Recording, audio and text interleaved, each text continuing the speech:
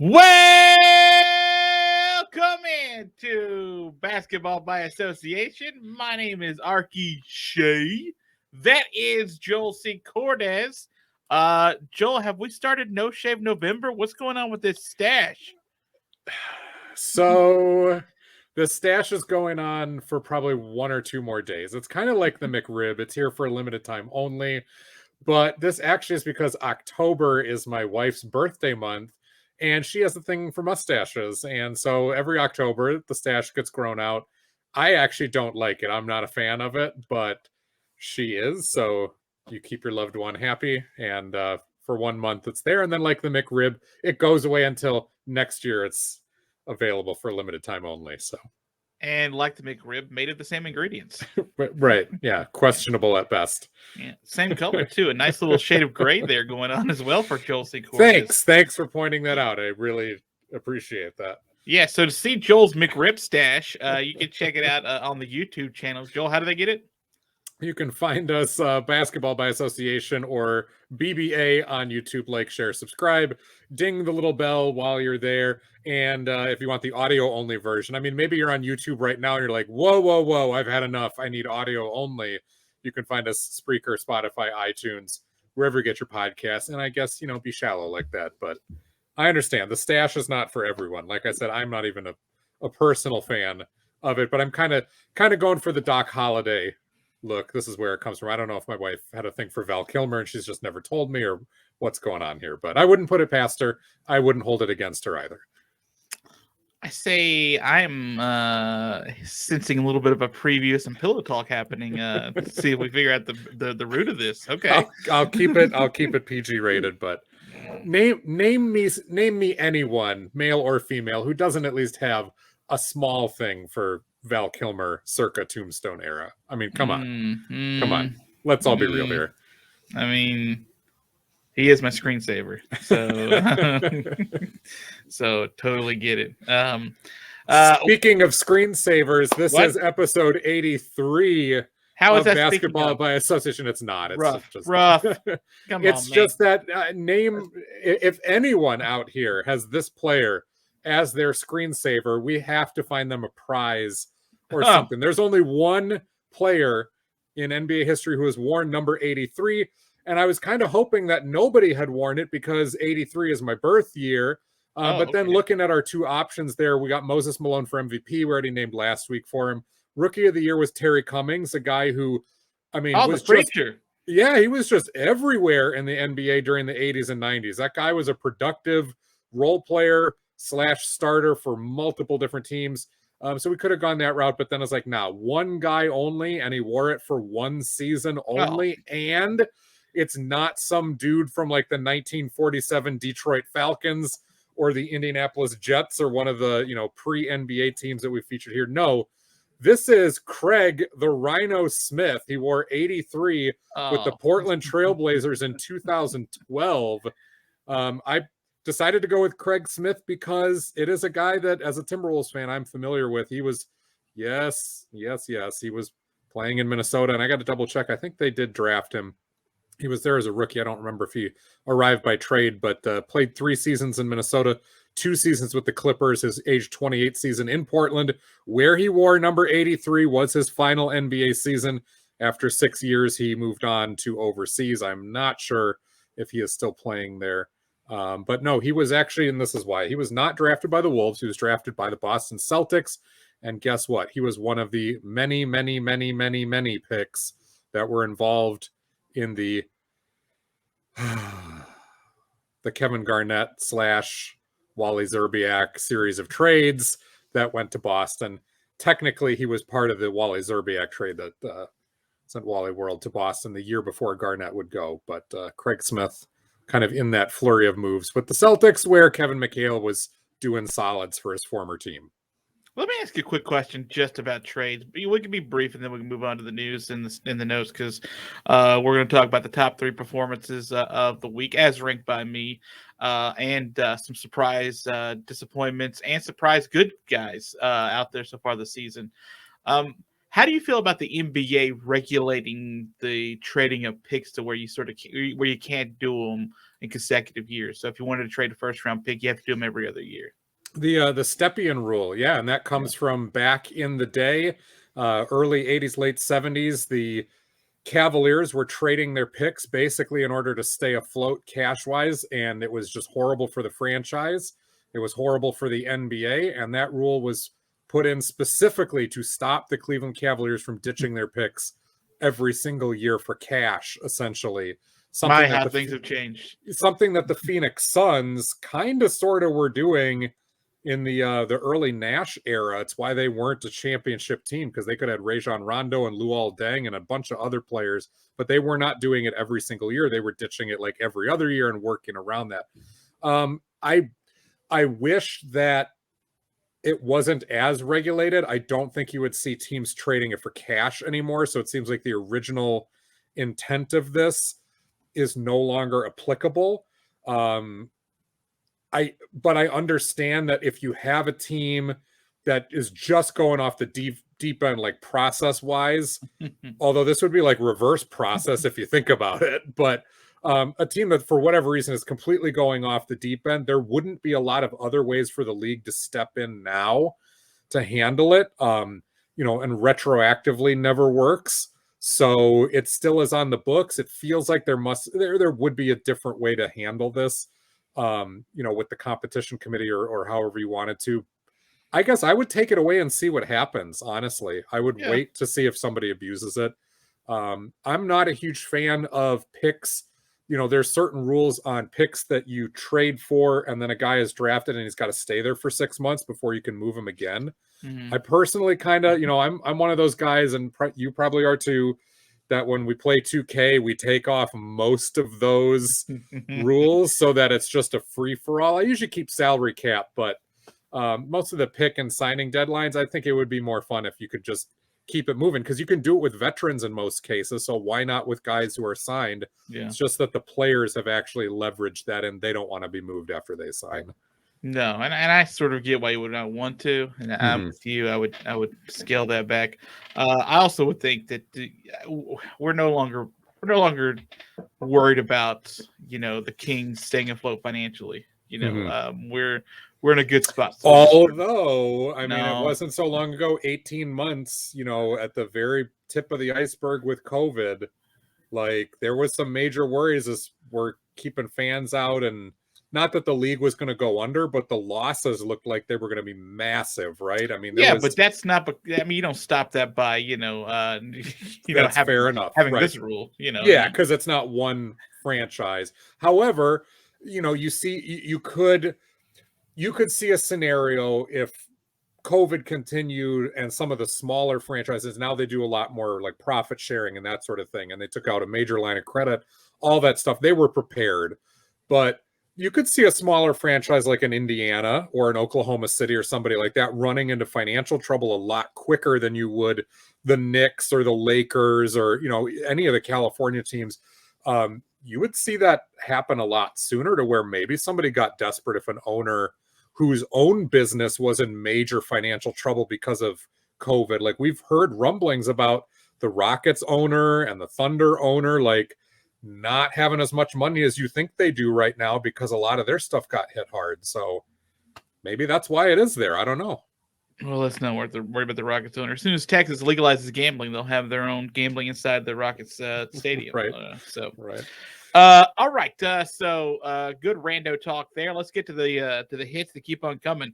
Joe, I'm going to start with the top 3 performances of the week as graded by moi. That's me in German.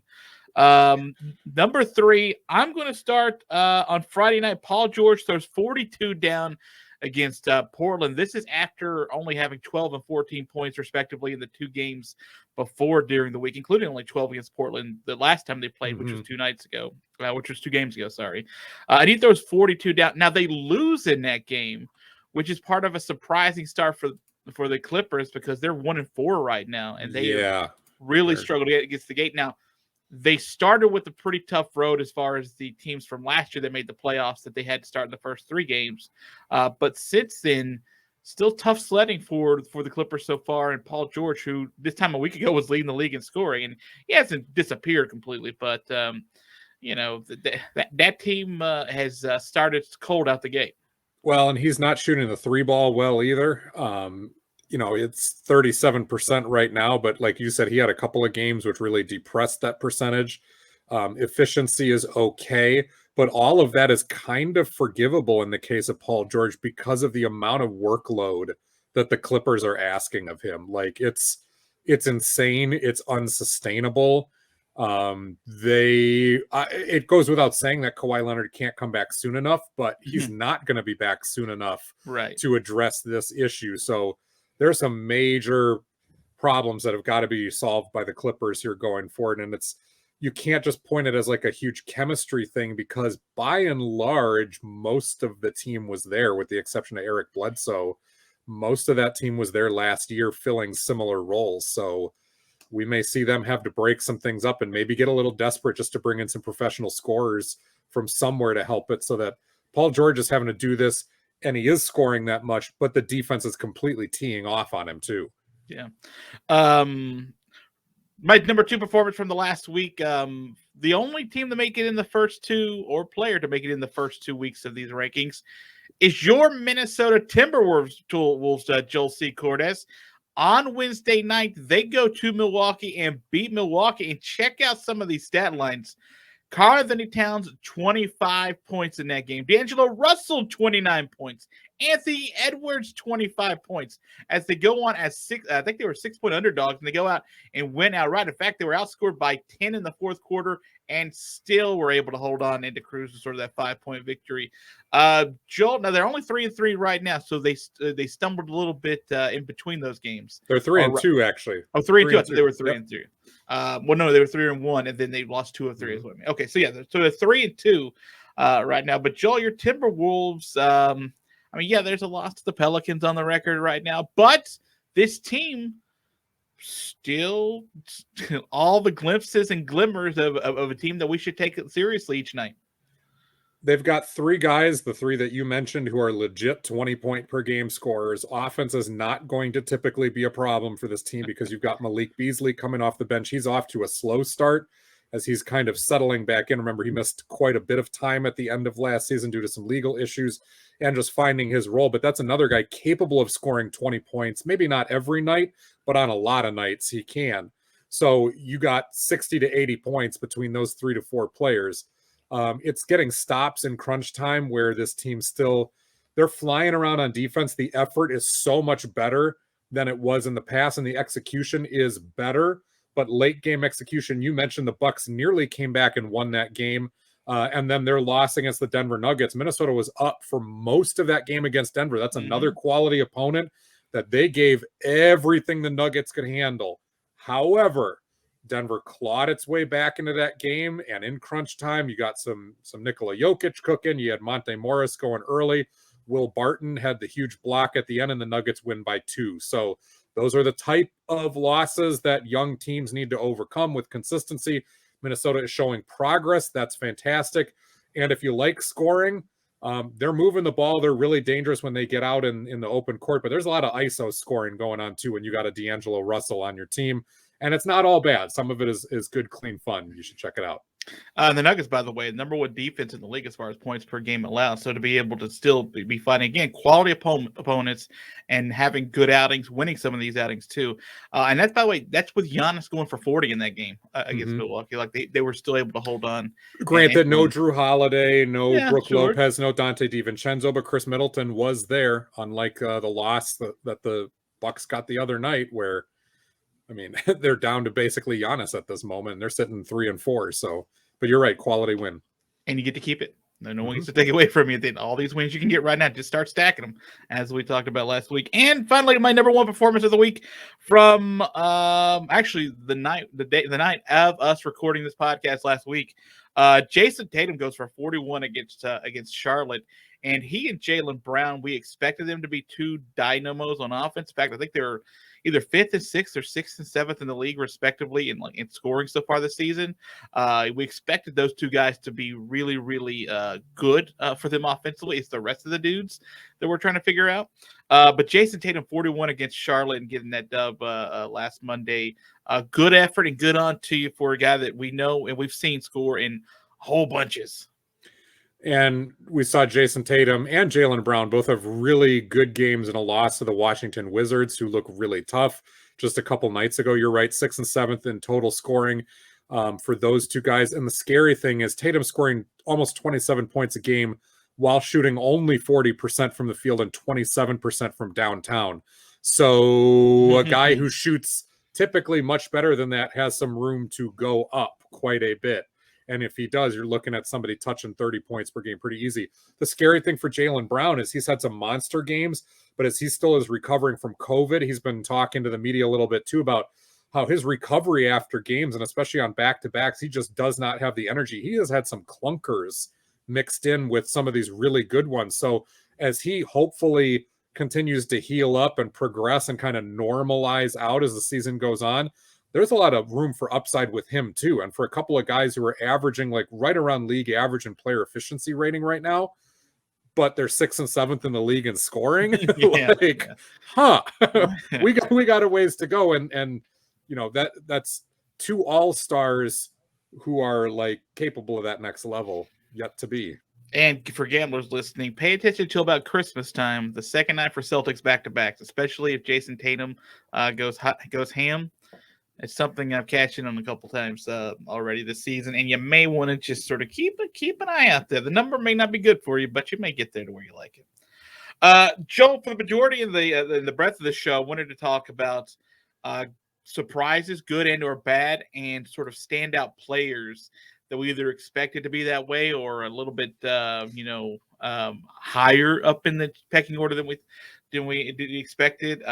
Since I did that segment, do you want to start with your first? Because I only have a couple that surprised me on either side, but you told me about a list that you've been putting together for a couple of days for this podcast, and it goes a little deeper than that. I basically mentioned 4 or 5 of the guys that I've personally been paying attention to that's done a lot for me. Let's get some Joel C. Cordes time in. Yeah, I won't spend much time on a couple of the obvious names, and not all of these are surprises. Some of them are just standout too. You talked about Paul George and the load that he's had to carry. He was on my list originally. We don't have to spend a ton of time on Steph Curry because we've talked about the Warriors a little bit already in previous weeks, and he was on your list last week. But let's just, again, take a moment to tip our cap to the guy who's leading the league in scoring, who is absolutely back as far as being not a nightly highlight machine, but like a minute-by-minute highlight machine of just ridiculousness.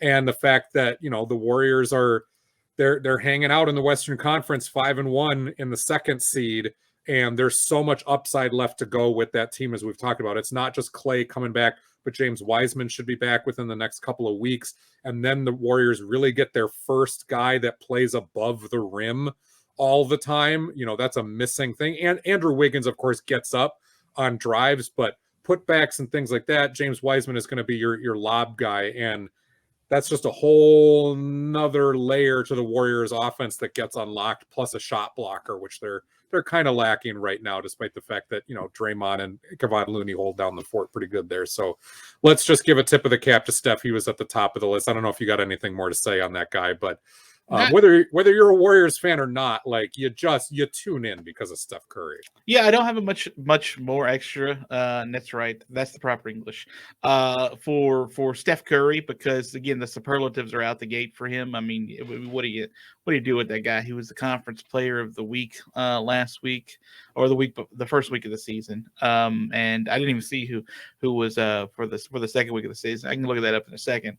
But nightly, there isn't a team that's not my team that if I see is on cable, it's on TNT or ESPN or something, that I need to go find. And it's all because of Steph Curry right now, and it'll probably be, I don't know how Clay's going to respond when he comes back and what it will look like at some point, because we know that the times that he just goes nuts and puts 30 in a quarter or something like that. Right. But Steph is a guy that things that don't make sense. Like even still, like I'm amazed at how often he gets these logo shots up, and that I'm amazed that he gets them clean. I'm amazed. And you expect it to go in at this point. You're like weirded out when it doesn't go in. Yeah, it's so messed up. Yeah, it's like messed up. If he misses one, you're like, hey, there's someone on his wrist. Is there an undiagnosed wrist injury? Everybody look into this injury for us. We got to figure out what's going on.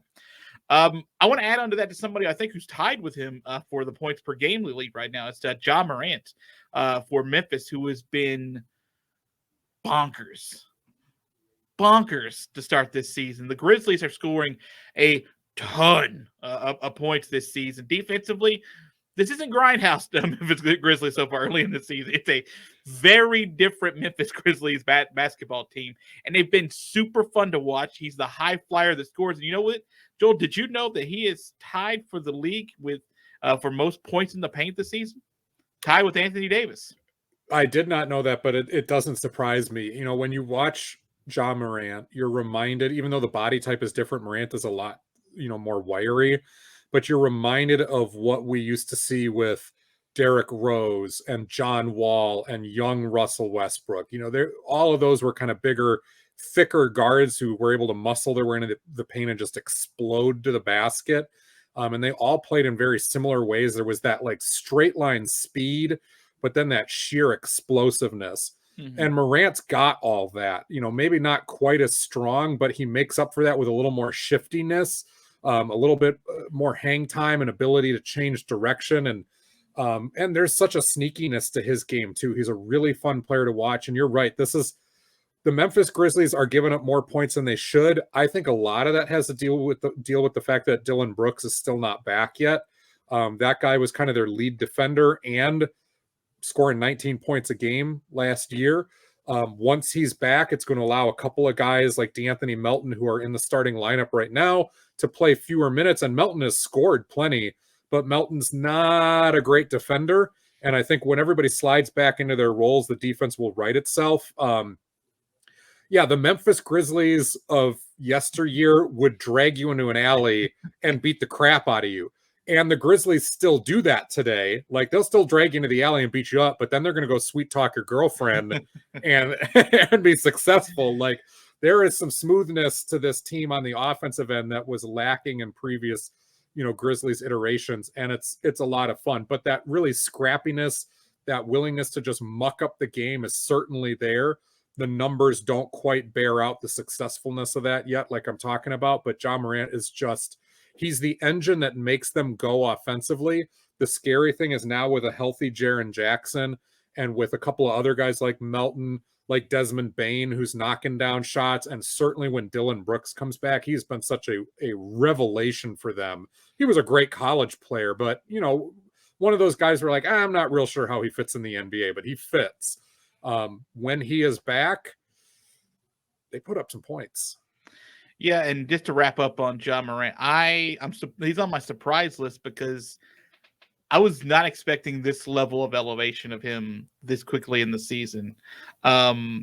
It's almost as if like there's another gear that we knew he could sort of get to, and he found it immediately to start the season. And look, you and I both watched him last year, and we knew exactly how good he was. We paid attention to all of that. We knew that there was a chance for something extra. We just didn't know when we would get that. And it feels like out the gate, he has exploded onto us, and he has had a really great start. So for me, it's a surprise, but a very good surprise, because my next guy is not such a good surprise. It's been even more impressive to me than the scoring, which, it's up there. It's higher than we thought. But 39% from downtown, that was an area he needed to work on. He needs to continue working on that, but you're on the right track. Almost 8 assists per game. Last year was only at about 5. So you're like, all right, yep, he's a scoring point guard, and he's going to get the bulk of the shots, but you got to be able to set up teammates who maybe don't score very easily for themselves. And he's averaging almost 2 steals a game as well. So being able to impact the game in multiple different ways beyond just being the offensive engine, which would be enough of a workload for most people. But to really kind of be shifting into that multifaceted superstar for Memphis, let's be honest, they're not going to have too many of those that walk through in a Grizzlies uniform. It's just the reality of being a small market team. So when you got a guy like that who's checking all the boxes, that's huge. Yeah, and this early into his career too. Like, if you're Memphis, you're like, let's give him every dollar in the city. Where's FedEx? Can they go ahead and start shipping this money from FedEx directly to the coffers to him? Because we need to keep this guy, because he is clearly the now as well as the future of this franchise. The next two guys on my list are forever intertwined. They're not homer picks necessarily. It's just that one's a Timberwolf now, the other used to be a Timberwolf, but it's about the fact that, yeah, they're up in the top 10 in scoring, where they typically have hung out over the last couple of years, but making winning plays in other ways, and you're starting to see it show for their teams. That'd be Zach Levine from the Bulls and Karl Anthony Towns from the Minnesota Timberwolves, where for the last couple seasons, and rightly so, these have been fantasy darlings. They've been stat stuffing darlings on bad teams, underachieving teams, and you just wondered if they were going to be empty stat guys their whole career.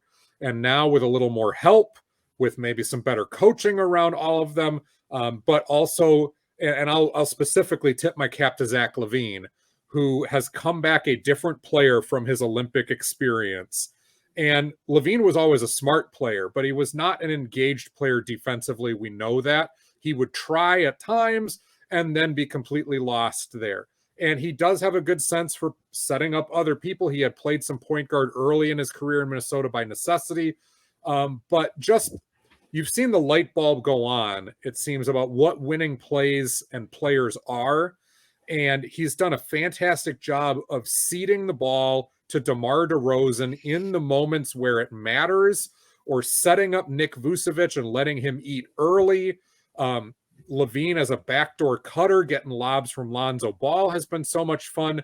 You're just seeing him do more than need the ball in his hands to initiate his own offense, which he is so good at. But even defensively, like, the Bulls are one of the best defensive teams in the league right now. And it's not just because Alex Caruso arrived and is averaging like 3 steals a game off the bench, which is ridiculous. But he's the man. Levine is doing a whole lot. And the same thing goes for Towns. Towns still defensively, like, the focus will wane sometimes. And usually when it wanes, it's because he gets frustrated. There's a lot of old school Alonzo Mourning in Karl Anthony Towns. The difference is that Mourning would psych himself out with his anger and was an all-world defender. Towns psychs himself out with his frustration and is not a great defender by trade. So you're in real trouble when that happens. And he picks up cheap fouls and offensive fouls and so on. But there's been less of that, more focus. He's surrounded by other guys who complement him on the defensive end. It simplifies what he has to do. And again, you cannot take anything away from the range, the ball handling, the distributing, and just the sheer, like, repertoire of offensive talents that Towns has. It's just, he's got that continued evolution that needs to happen of knowing, hey, I can't just bully into the lane against certain people and then be surprised when I pick up an offensive foul. There's still too much of that, but the progression is showing right now. I don't always like to be negative on this program, but my next surprise is on my fantasy team. He was my keeper in our league for this year. It's James Harden. James Harden is 40th in the league in scoring, shooting under 40% from three. He is under 40% from the field.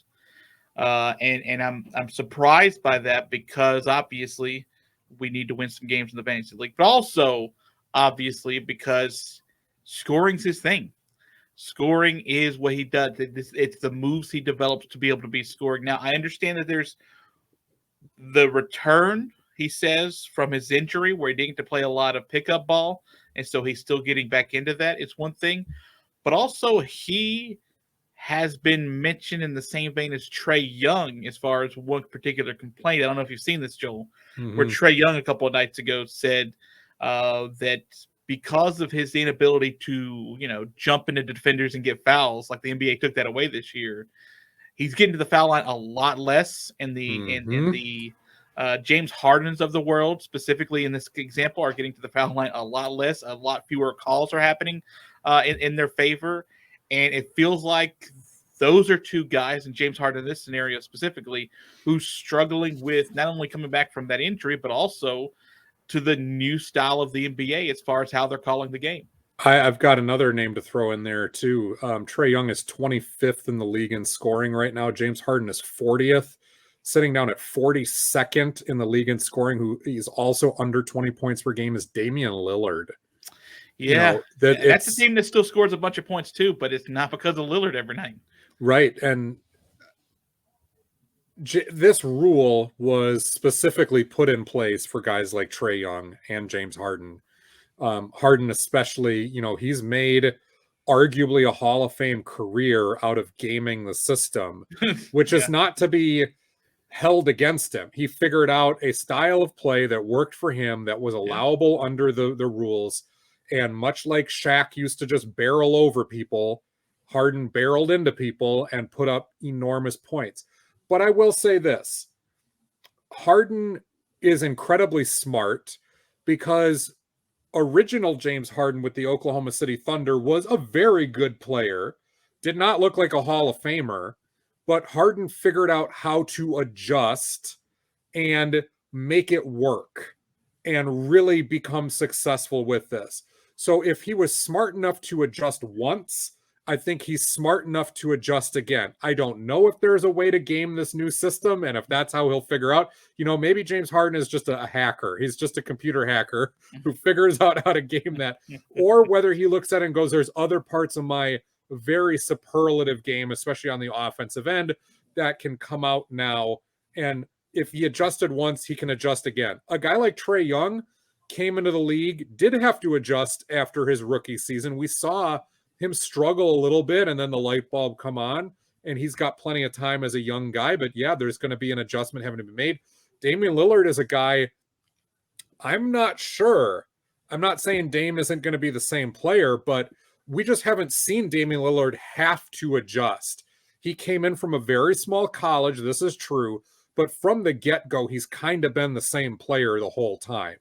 And he's also far enough into his career, 10 years in, that he hasn't had to adjust. He hasn't made that adjustment yet, so it's an unknown with Damian Lillard. When I look at Harden and I look at the Nets, I think Harden's goal right now is not, it doesn't have to be, look, I got to become top 10 in scoring again. Look, I got to be a triple-double guy every night like Russell Westbrook is. His goal should be to lead the league in assists, because James Harden is a guy who has flirted with double-digit assists before. He is an excellent passer. That ability to get in the lane does not always need to be to draw fouls to score, but getting into the lane to set people up. You've got Kevin Durant absolutely smoking the Nets, pun intended, I guess, offensively. But you have a lot of other players on that team who kind of need to be set up for their baskets. And so Harden as the distributor and then scoring secondarily, especially on a team that does not have a clear-cut point guard at this time, I think that's the role for him. And he did, by the way, drop a triple-double just the other night in a big Nets win. It was against somebody lousy, but they still won. And they're looking better, and Harden is looking better too. So I think the adjustment will happen, but you're right. It's been a rough start for him for a number of reasons. I'll tell you, in the middle of his run in Houston, he had an 11.2 assist season. Last season, he was 10.5 assists. And right now, he is at 8.5. So, I mean, again, he's still trying to figure out the way to sort of formulate. And also, like, I'm with him to a degree that I think he is actually trying to get back into a rhythm offensively himself, because we sort of forget and undersell what his injury was, because we just sort of thought everybody's coming back. It's a new season.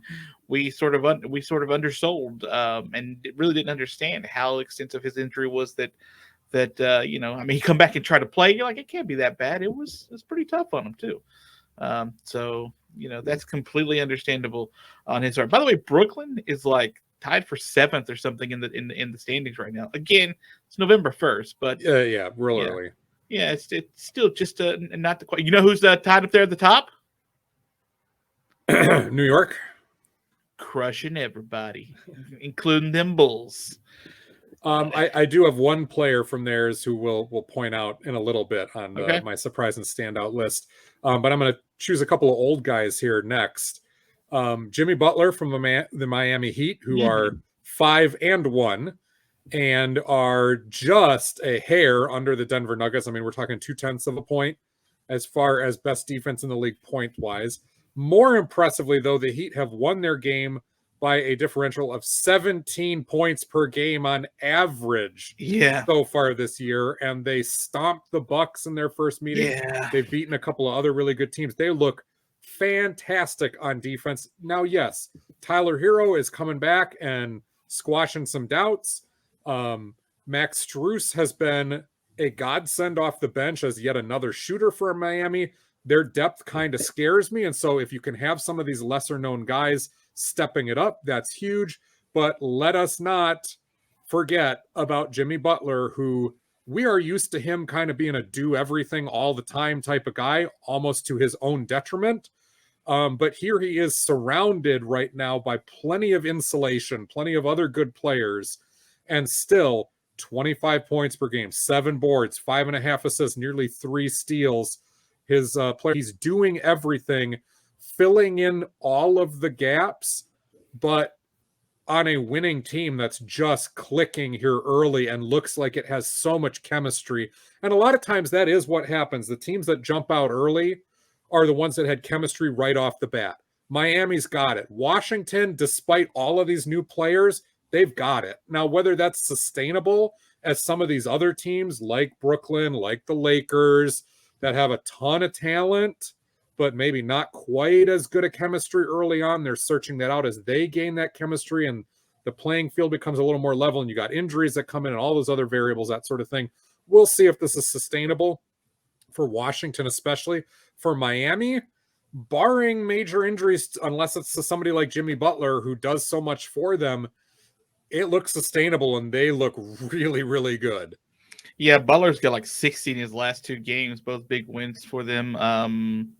Like you said, they came out and beat Milwaukee by 42 to start the season. You think, okay, it's a team that got embarrassed in their playoff matchup. They wanted to come try to swing at them a night one, and Milwaukee had just beaten the Nets like a night or two before that. We're like, oh yeah, the Bucks look great, and then they come out and get thrown out of the building. Like, I lost like money Fresh in that game. Prince of Bel-Air style, just thrown right out of the house.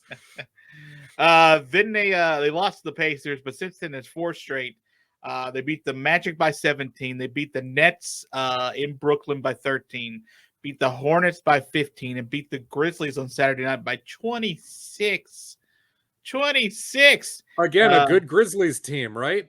Yeah, we think so, at least. And Ja Morant went for 20 in that game. So Jimmy Butler's been quite fire and deservedly so on your list. And Jimmy Butler just feels like a guy that. Go ahead. I think he's 45 every time I look at him sometimes, but like he just puts up these stellar nights where you're like, I guess he's still got a lot in the tank. Mileage wise, he should be 45. Like, right. I mean, it is what it is. But like, and the other guy too, we won't spend a ton of time, but when did we expect Harrison Barnes to be top 20 in NBA scoring? And none. You know, it's been pointed out that Barnes was supposed to be that type of player when he came with the Warriors. He was actually a higher touted prospect than Klay Thompson and Steph Curry. A lot of people forget he was definitely a higher touted prospect than Draymond Green.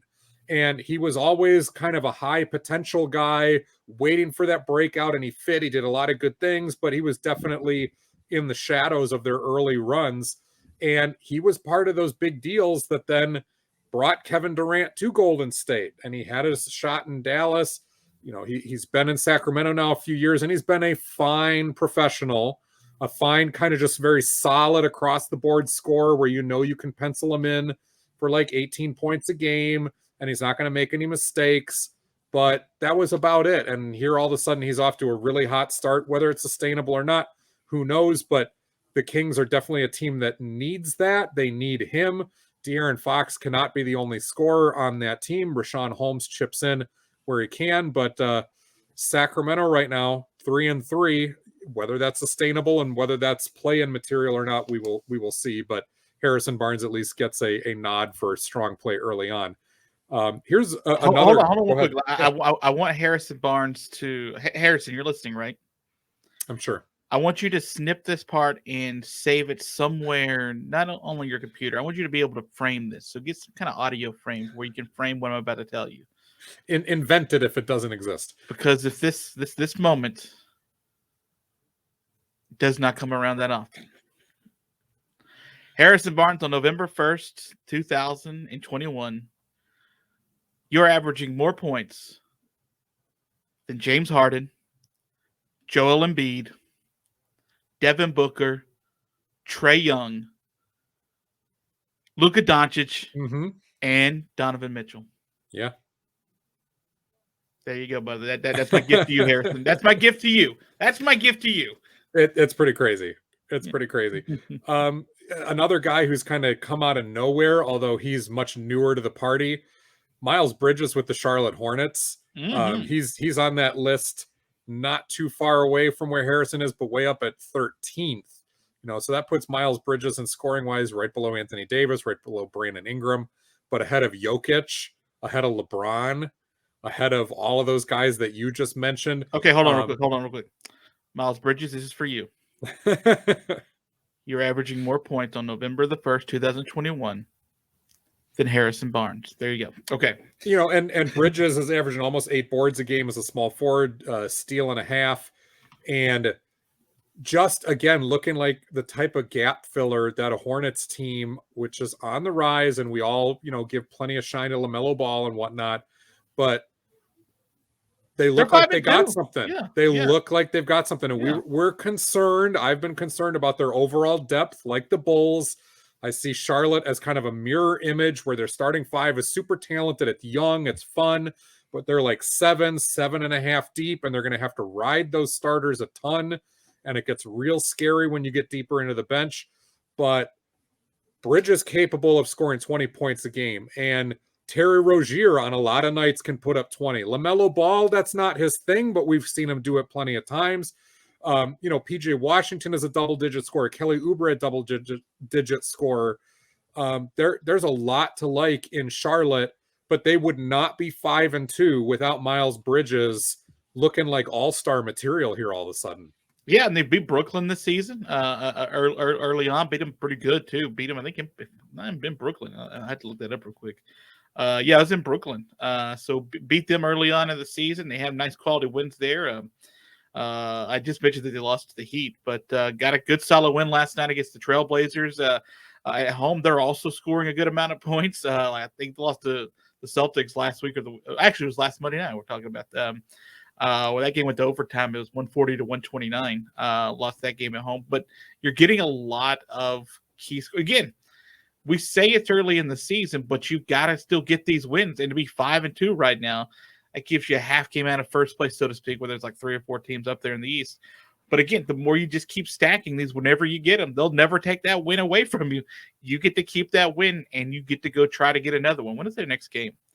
They have the Cavs tonight at home, so that should be one of those games to get. And then they go out west to take on the Warriors. So, a couple of other young guys on the list who have shown that they belong and that our questions about them last year have been absolutely answered in the positive.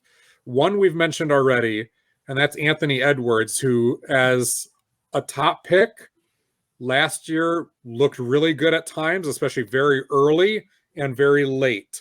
But the middle of the season, as the scouting report caught up to him and then he had to make adjustments, he looked a little in over his head. We're like, yeah, good player, number 1 pick material, star material. I don't know about that. The answer is yes. Anthony Edwards is a star. You can see it now. There is nothing standing in the way of him being a multi-time all-star. The comparison I look at is a young Mitch Richmond, just a big, strong guard who scores where he wants, when he wants. And the other guy who I'll throw in here, who I know is a player that you've liked, I was not sold on.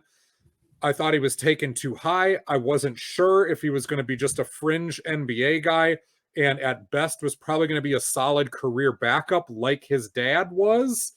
And yet all of a sudden, early on here is showing A, he belongs in the NBA, and B, he might wind up being more than just a solid career backup. And that's Cole Anthony from the Orlando Magic. And yes, they're only 1-6, but almost 18 points a game, 7 boards for a guy who's like 6'2", 6'3", and 185 pounds, and Good. 5 assists, and shooting 42% from downtown, which was a concern for Anthony coming in as well.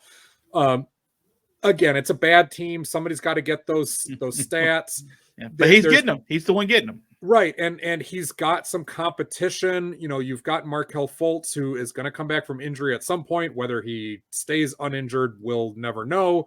But that's a top pick who's going to get plenty of burn. And let's not forget that Jalen Suggs, you know, was drafted presumably to fill a point guard spot, though maybe he can play in the same backcourt as Anthony.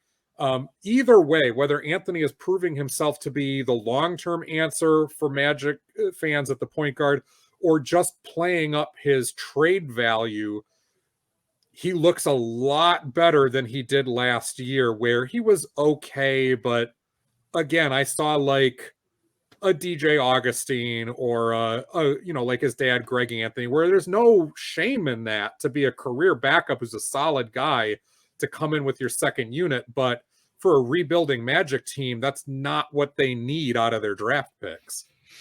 No, it's true. And that's also, you know, a team that I think they just were getting Chuma Kiki back, who's giving them strong minutes too. So again, you know, there's a couple of teams we've sort of said this about and talked about, where we sort of know what this is. We're looking for bright spots on the team as the team goes. It's not like that they can't win some of these games, but there have been. Yeah, there have been. I don't know if he's on your list, but you look at someone like Josh Giddey over at Oklahoma City, who has been giving you bright spots on that team that's not very good right now. He's not on my list, but I have watched him play a couple times, and you see the flashes there that got him drafted as high as he did. He's got a ways to go for sure.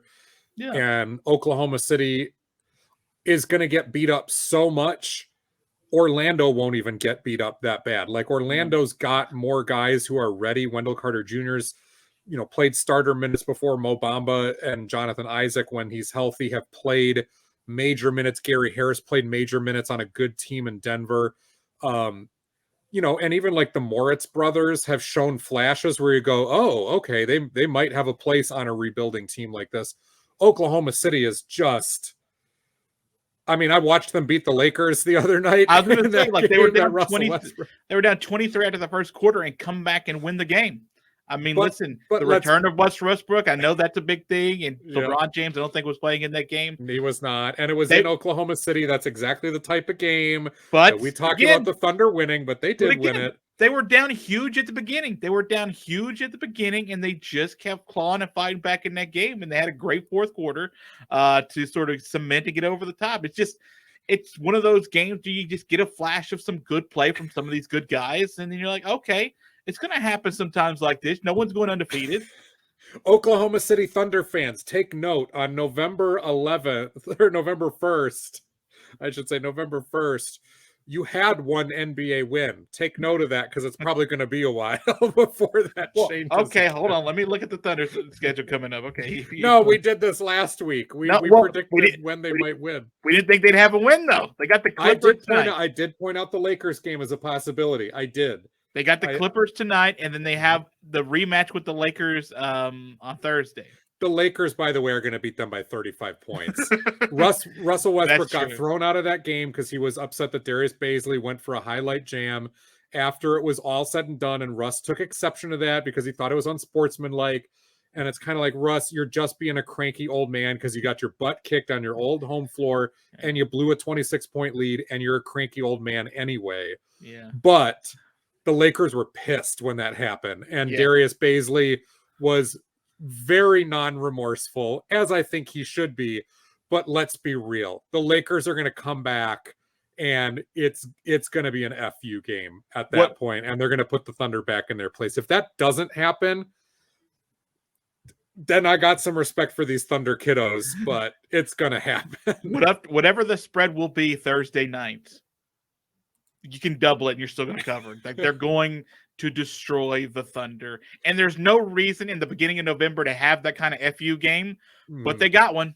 They got one right on their schedule, and the Thunder know it's coming up in 4 days. This is going to be very uncouth of me to make this joke, and I'm not making light of it, anyone out there, but you're going to have to call DCFS for child abuse with this Lakers Thunder game. I mean, they are they're a bunch of babies on that team. Yeah, they're a bunch of children that are about to get and by the way, you know what the Lakers are? A bunch of old men.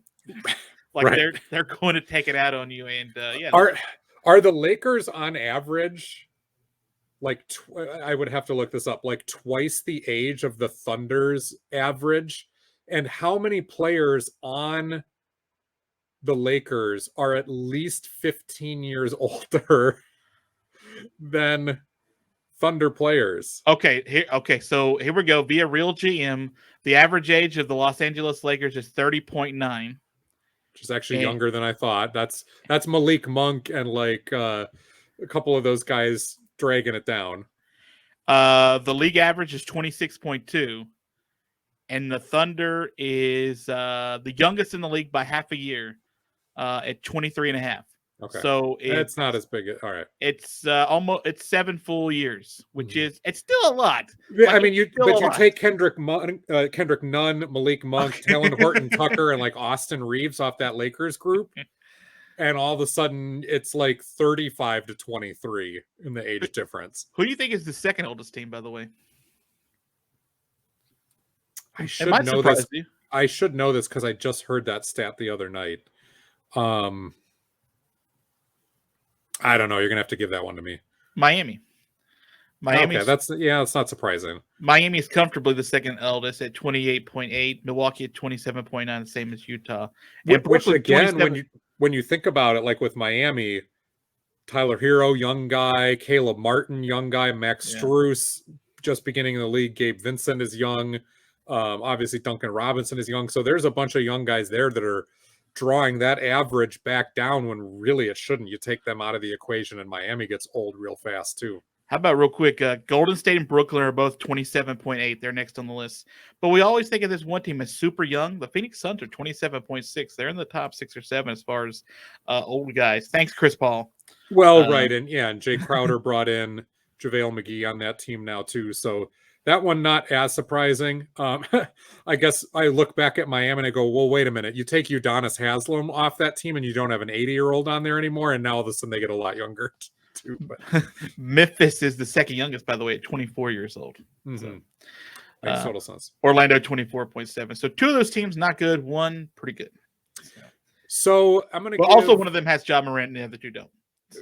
I've got just a couple more names left, but I want to give you the floor for a couple minutes. You mentioned the Knicks. How could we not? They're playing really well.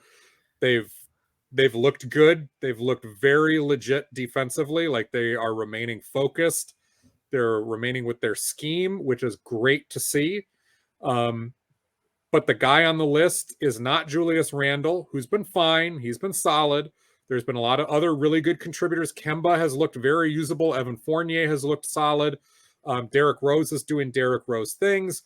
But the guy for me on the standout list, the total stats may not be there every night because he's been up and down. But when he has been on, you see what the Knicks saw and what the Knicks need in RJ Barrett. Yep. And I'm going to say this, and you can agree or disagree, but the way these Knicks are constructed and were originally envisioned and constructed, RJ Barrett needs to be better than Julius Randle. And right now he looks like he's on that right track. Yes. So, like, he gives sparks, right? Like, against New Orleans, I think he went for, like, 34, 35. And took over in the second half. They could not do anything to stop him. Yeah, he was great. But he also has, like, you know, the nights where he goes for 10 or 12 points or something. But that's when you got, like, a Julius Randle who kind of sort of lifts him up. So it's almost – and I've only watched, like, 3 full of their games, including that Bulls game, by the way, which was a domination by the Knicks. Now, the final score and the fact that DeMar DeRozan had a chance to win it at the end has nothing to do with any of it. They dominated. They were the best team clearly in Chicago that night. But yeah, so like it's every night's going to be an adventure a little bit. Like I think until you sort of get a more consistent RJ Barrett, like he's He's got all the tools that you need for him.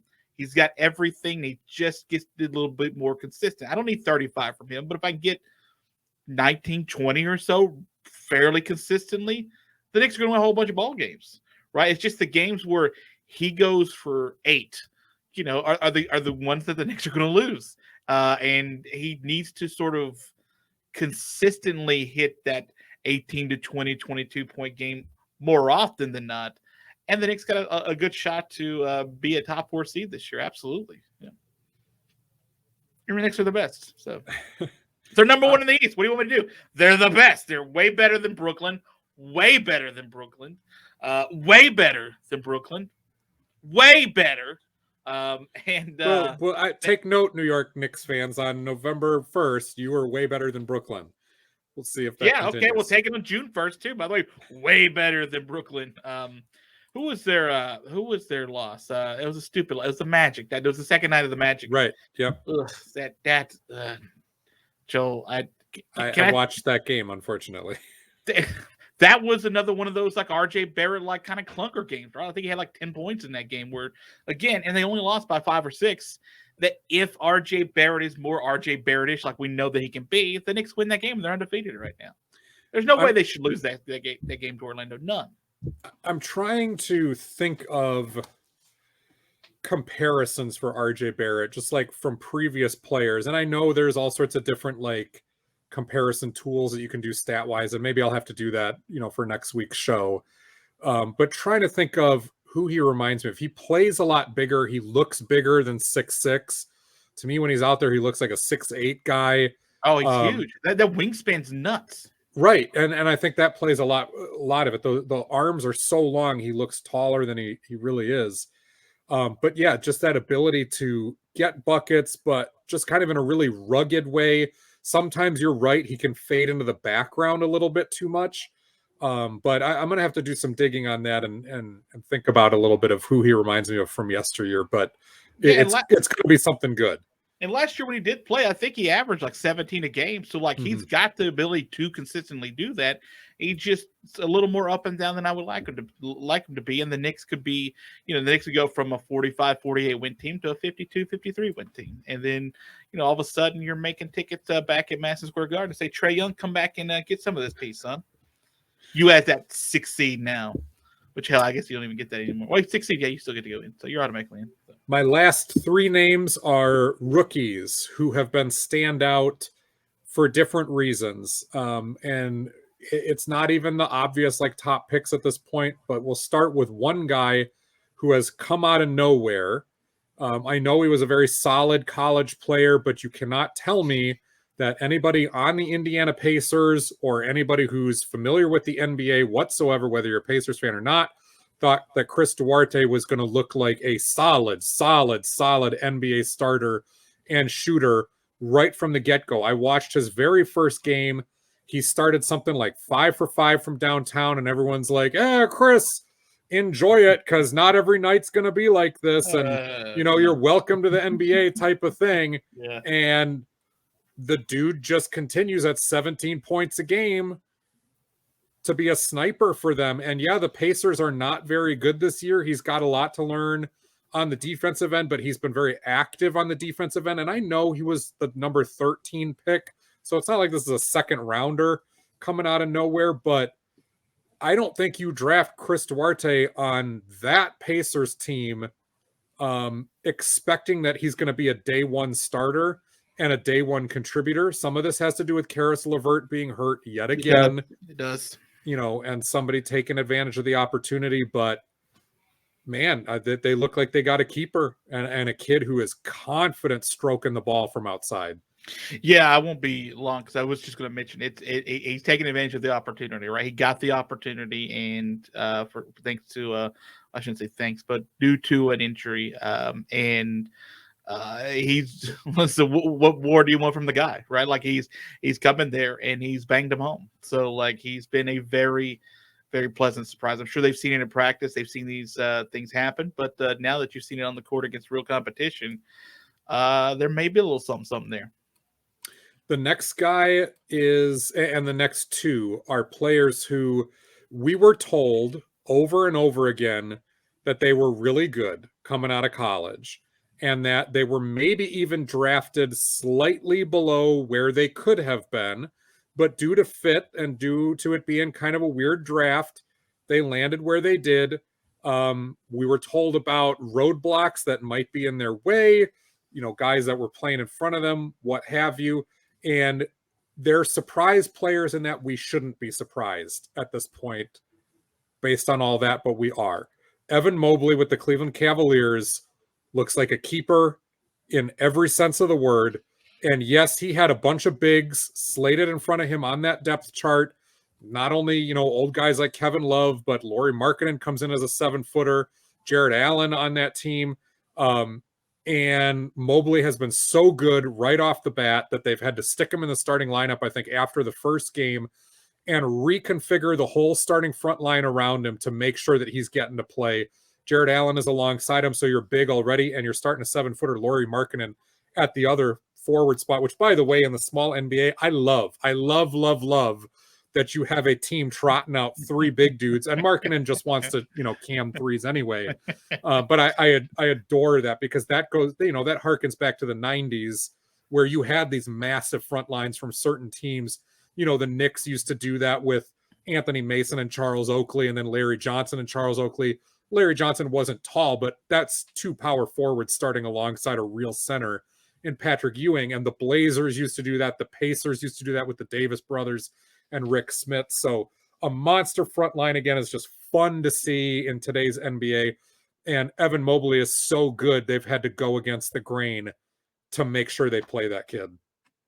I agree. It's nice to see, even though they're not, it feels like when there's everyone swinging one way with the pendulum, that there's another pendulum swing that could happen.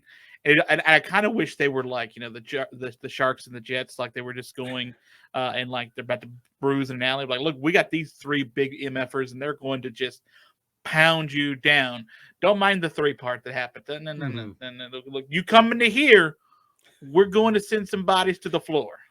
Yeah, and Allen and Mobley are just both very physical. Markkanen is not. Markkanen is a stretch 4 who's just going to hang out on and we've seen tall, quote unquote, power forwards just hang out at the 3-point line for a long time. That dates back to the 90s too, but it is fun. And Cleveland, they're 3-4. They very well could have been 0-7. But Mobley has played well. Ricky Rubio's played well. They look further along than we thought. That dude's still in the league. Like, people thought like he just would get run out of the league, and he's still hanging around. Mm-hmm. And the other guy is another rookie, similar situation. By the way, this team hasn't went over the Nuggets, right? Yeah. Like, the Cavs beat the Nuggets in Denver, if I'm not mistaken. They did. They've had a couple of quality wins. In fact, let's go look at their schedule real quick, because it's not been just beating up on bad teams. They beat Atlanta, they beat Denver, and they beat the Clippers. They lost to the Lakers by 11 or by 12, sorry, but we're in that game most of the way. And they lost to the Suns, but we're in that game most of the way. So they've been competitive. They lost to the Hornets by 11, and they lost to the Grizzlies by 11. At no point have they been run out of the gym. And this was a team that I thought was going to be worse than Detroit. Now, Detroit hasn't had Cade Cunningham most of this time, but props to Cleveland for not being terrible. And Mobley plays a huge thing in that. The other guy that I want to mention, though, Toronto Raptors, they're 4-3. There's no way that should be a thing. Pascal Siakam has hardly played. In fact, I don't even know if he has played yet this year. He's not back yet. But Scotty Barnes, we kept being told how good Scotty Barnes was going to be. And me personally, I don't really judge guys until they get to the NBA. And it's like, all right, yeah, show me something. I'm not exactly sure what position that kid plays. Well, he's doing everything. He's leading them in like nearly every category. And the Raptors are surprisingly competitive, despite the fact that their bench is one of the messiest, biggest question marks in the entire league. The starting lineup, again, not terrible with Fred VanVleet and, Siakam when he gets back and so forth. But Gary Trent Jr. there. OG Anunoby's having a career year here to start with, but so much of this goes back to the fact that Barnes can score at an NBA level at 6'7", but is also leading their team in rebounds, and he just seems to be everywhere so far. I'll be honest with you, I'm a little low on my Raptors knowledge in games I've watched of them this year. So, but the record is something that we thought was so far was not to be a real thing this year. Like you said, it was not obtainable, and God bless them early on. I don't have much on them. I knew Pascal wasn't back, but I didn't know Barnes. Barnes was the number 4 pick, so again, he's doing what a high lottery pick should do. But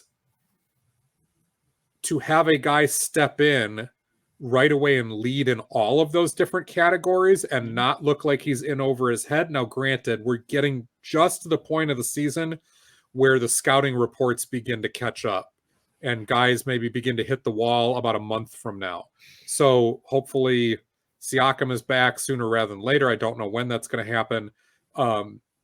But Scotty Barnes was somebody who I heard mentioned as a potential number 1 pick for the Pistons at various points throughout the season, or a number 2 pick for the Rockets. His name was been thrown in there, and it wasn't just lip speak, but 4 felt right for about the spot that he went.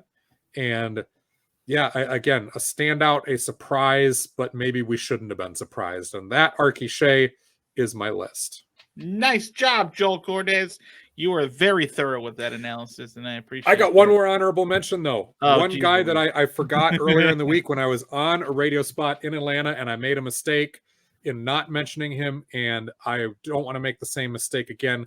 Honorable mention, he shouldn't be a surprise because this is what the Atlanta Hawks thought he was going to be when they drafted him, but coming back from injury, Cam Reddish coming off the bench. Yes. Hey, listen, there were thoughts very early on that there may be a little bit of a trade bait out there with Cam Reddish because you might be able to get a little something for him. Mm-hmm. So, and last year before he got hurt, he looked fine. He looked like a rookie with a lot to learn. The NBA body wasn't there. And actually, last year was his second season. He only played 26 games the second season. It felt like his rookie season because rookie year, he only played 6 games. So there was the injury issues. And even last year, he looked like a skinny kid, with a lot to learn, a lot left of growing to do in his body. And coming out now, and actually, I got this flipped. 58 games in 2019, 26 games in 2020. All of a sudden, he looks like an NBA player. He looks like the prototype for what an NBA scoring wing should be. And coming off the bench, he's given them a huge lift as a shot maker, a shot creator, a guy that you just hand the ball to and say, give me a bucket. I think defensively, and this goes for the Hawks overall, as they get these young guys back, they have not been good on the defensive end, and that's why they're one of the biggest underachievers so far in the year. That's why Cam Reddish is on the list, but he's kind of honorable mention for me. But I see a lot of the best parts of Terrence Ross with Cam Reddish as a bench spark plug scorer, but maybe a guy who, he's got the talent to be a starter too. So I don't want to forget one of the ATL guys. Anybody else? Hot Atlanta. There you go. There you go. Hot Atlanta. All right, Joel C. Cordes, thank you for your time on this here podcast. We'll be back next week for another sweet episode where we'll break down some of these performances so far, and we'll see how many games up the Knicks are in first place in the East. Probably 3 or 4 by then. So until then, Joel, say goodbye to the good people.